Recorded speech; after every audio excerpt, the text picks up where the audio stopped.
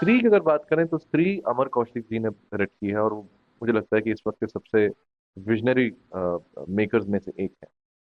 वो मेरे बहुत पुराने मित्र हैं, और जब वो एसोसिएट डायरेक्टर हुआ करते थे नो वन किल जेसिका, घन चक्कर, तब मैं एसोसिएट कास्टिंग डायरेक्टर हुआ करता था। और उन्होंने मेरी कला को तब से देखा, और तब से मुझे पसंद करते थे। और गो गोवा गॉन में जब वो एसोसिएट डायरेक्टर थे, उन्होंने मुझे बुलाया और एक छोटा सा सीन करवाया। नो वन किल जेसिका में सेकंड यूनिट डायरेक्टर वो थे, और मैं एक पिक पॉकेट पॉकेट मार का रोल मैंने किया था। उसमें उन्होंने मुझे डायरेक्ट किया था, तो पहला जो एक्टर था जो उन्होंने जिंदगी में डायरेक्ट किया था वो मैं था। तो इतना पुराना और गहरा रिश्ता है हमारा। फिर मैंने उनकी फिल्म देखी अबा, और वो जब मैंने देखी तो मुझे लगा कि यार ये बड़े संजीदा डायरेक्टर हैं। ये गोविंदा की फिल्मों पे और गानों पे नाचते हैं, डायलॉग बाजी करते हैं, पर फिल्म ऐसी बनाई जो बर्लिन में जीत के आ गई। तो मैंने उनको बोला कि यार जब भी आप फिल्म बनाओगे मेरे लिए कुछ सोचना। बस इतनी इतनी बात बोली मैंने, क्योंकि मैं बाकी बड़े डायरेक्टर्स को कभी ऐसे अप्रोच कर नहीं पाता था। मुझे बड़ी शर्म भी आती थी, और मुझे लगता था कि यार कहीं उनको ये ना लगे कि ये कास्टिंग वाला कहाँ से एक्टिंग करने लगा, जबकि एक्टिंग की ट्रेनिंग लेके ही मैं आया था। खैर, जो अमर भाई ने अज्जी बुरे की मेरी फिल्म थी, देवाशीष मखीजा ने डायरेक्ट किया था, उस फिल्म में मैंने एक विलन का रोल किया।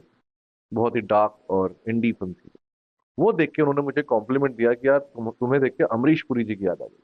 वो मेरे लिए बहुत बड़ा कॉम्प्लीमेंट था सर। एक यंग लड़के के लिए इतना बड़ा कॉम्प्लीमेंट होना ना बहुत ही मोटिवेटिंग फैक्टर होता है। और तब जब स्त्री बननी शुरू हुई तो मैंने उनको एक मैसेज भेजा कि आप फिल्म बना रहे हो, मैं आपको कहा था मैंने कि आपको देना है, कुछ रोल देना है।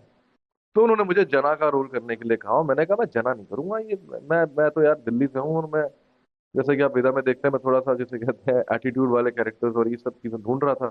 उन्होंने लेकिन मेरे अंदर का जैसे कहते हैं गूफी बना, या जो बुद्धू लड़का मैं था, मैं हूँ। ऐसा नहीं कि मैं बहुत ज्यादा शातिर भी हूँ, मैं कभी कभार बहुत ऐसी जैसे कहते हैं बच्चों वाली हरकतें भी कर देता हूँ लाइफ में। तो वो उन्होंने वो स्वीटनेस, वो इनोसेंस उन्होंने कहीं ना कहीं परखी, देखी, और उन्होंने कहा नहीं यार तुझे जना ही करना है। और मैंने वो ऑडिशन दिया, और मैं, दिनेश विजन ने वो ऑडिशन को पसंद किया, अमर कौशिक ने पसंद किया, राजन डी के भी थे उसमें। तो उन्होंने सबने मिलकर बोला कि हाँ इसको हम जना बना दें। वेदा की तो बात यह है कि निखिल अडवाणी जी के साथ मैं बहुत सालों से काम करना चाहता था, और मैं उनको कुछ इवेंट्स पे मिला भी था। तो जब मैं उनसे मिला तो मैंने उनको एक दिन बोला कि सर मुझे आपसे मिलना है काम के सिलसिले में, कभी बुला लीजिए ऑफिस। उन्होंने बोला हाँ बुला दूंगा। क्यों बुलाया नहीं। फिर मैं उन्हें कहीं और मिल गया, वापस किसी दूसरे एक्टर्स के साथ बैठे थे, मैंने वहां भी बोला। तो उनको शायद कहीं ना कहीं मैं याद रह गया, और उन्होंने मुझे फिर बुलाया। एक दिन संडे का दिन था, उनका ऑफिस में कोई नहीं था, और सिर्फ वो बैठे हुए थे। तो मुझे तुरंत लगा कि ये मेरे जैसा है, क्योंकि मैं भी ऐसा हूँ कि मैं घर पे नहीं बैठता। मुझे हमेशा कुछ काम करने के लिए हमेशा मेरा मन रहता है। तो मैं, उन्होंने कॉफी बना के पिलाई, और उन्होंने वेदा की कहानी मुझे सुनाई, और मुझे लगा कि यार ये फिल्म मुझे करनी ही करनी है। क्योंकि आप, हम बचपन से ना एक्चुअली जो कहते हैं ना कि क्विंटेसेंशियल बॉलीवुड सिनेमा जो है, हिंदी फिल्म इंडस्ट्री वाली, जो है एक्शन डायलॉग बाजी, उस तरह का काम हर एक्टर को करना होता है।